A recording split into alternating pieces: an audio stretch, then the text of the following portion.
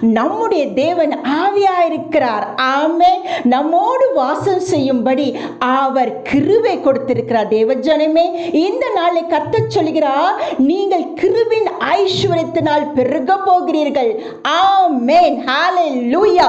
பாருங்க, எப்போதும் கண்களுக்கு முன்பாக தேவ கிருபை இருக்கிறது. ஆமென். அப்படி என்றால் என்ன?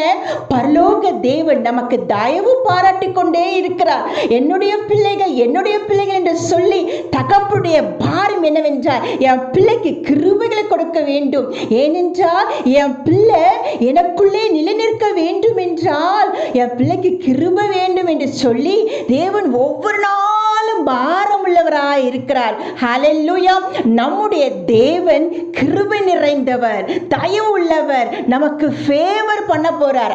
ஆமென். ஹல்லேலூயா. உங்க மன விருப்பத்தின்படி அவர் செய்தருள்வார் என்றால்